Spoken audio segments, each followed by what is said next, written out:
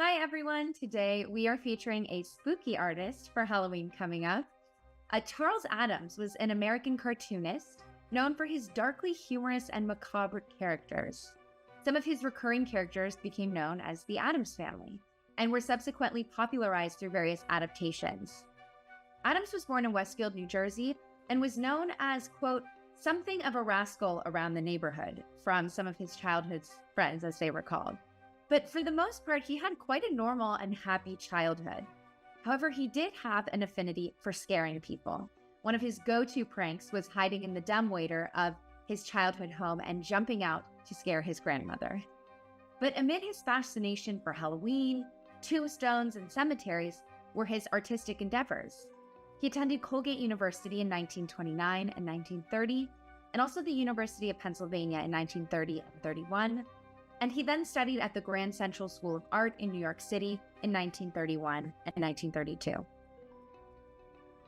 In 1932, Addams sold his first sketch to The New Yorker, and he had a long relationship with the publication. Actually, in some instances, artists would submit drawing ideas to The New Yorker, and they would purchase them and then have Addams recreate those drawings in his style for the actual publication.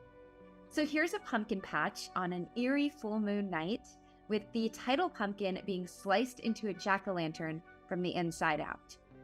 And note that he signed his artwork with his nickname, Chaz Addams, instead of his full name, just because he liked the way that it looked on the page.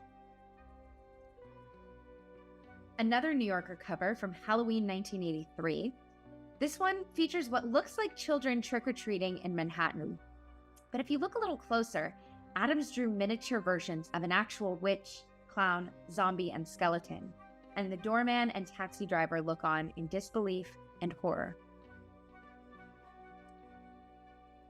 Addams was known for his macabre and the spooky, but he was also known to infuse bits of humor and sarcasm into his cartoons and comics. So this cover features a play on a hunter shooting birds, but the hunter's confused to realize that the flock of birds he's aiming for is a coven of flying witches.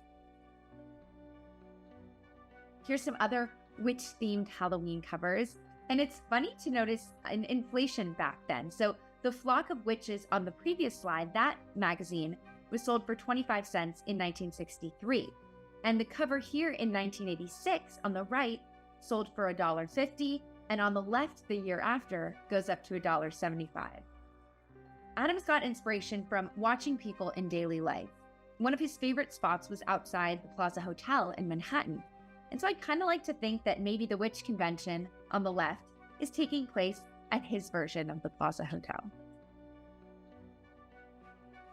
So we couldn't talk about Charles Addams without, of course, talking about the iconic Addams Family. Although his life's work is estimated to consist of several thousand original pieces, his most well-known characters, those of the Addams Family, only appear in approximately 50 of his illustrations. Since most of his cartoons were pantomime or just had a punchline in the captions, the characters lacked fully developed personalities. In fact, up until the 1964 TV adaptation, they didn't even have names. So here's the Addams Family version of The Last Supper, kind of, filled with fish carcass, double-headed pig, and an RIP cake for dessert. The family includes Gomez, the shady-eyed, goofy-looking, multimillionaire father. His wife, Morticia, is an attractive but stern and aloof witch. And they're passionately in love, calling each other cara mia and often describing the different ways that they would die for each other's love. Their daughter, Wednesday, and son, Pugsley, often torture and kill each other, but without permanent damage. And Uncle Fester is a boogeyman. He loves being tortured and can generate electric power by sticking a light bulb in his mouth. Addams published this illustration in 1943, picturing Lurch, the Addams Family butler, showing a guest to his room. And the title of this drawing reads, "This is your room. If you should need anything, just scream." It sold in 2016 for over $20,000.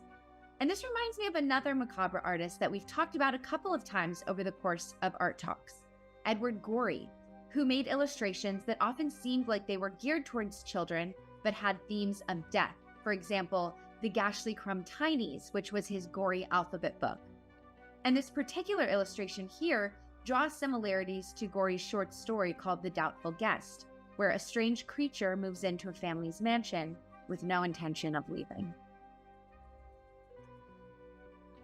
Here's a drawing that was part of Charles Addams' Half-Baked Cookbook. It was a cookbook with never-before-seen artwork and never-before-tasted and very macabre recipes, along with some classic Addams cartoons about food and cooking. So the image here is of Grandma Addams cooking a stew and Morticia saying, "Don't forget the Eye of Newt," which is a reference to Shakespeare's Macbeth, in which the witches are describing a concoction that consists of eye of newt and toe of frog, wool of bat and tongue of dog. Finally, we'll end on this piece called Fester Shopping for Knives, and we can see a sinister and giddy smile as Uncle Fester wields his new knife. And we can imagine that he's probably not going to use that knife for chopping vegetables. This piece was likely made for a sporting goods store advertisement at the time, such as Abercrombie & Fitch. Addams died of a heart attack in 1988 at age 76, and he has permanent collections in the New York Public Library and the Library of Congress, as well as the T. and Charles Addams Foundation. The persistence of the Addams family is largely due to the vast generations of collectors who saw the family as a refreshing jab at the traditional American family. The cast of kooky characters were born within the pages of The New Yorker in 1938 and brought to life time and time again in the form of television shows, books, a Broadway musical, and feature films. And there's an unyielding desire for collectors to adopt an Addams into their own family. Thanks everyone, and wishing you a happy Halloween.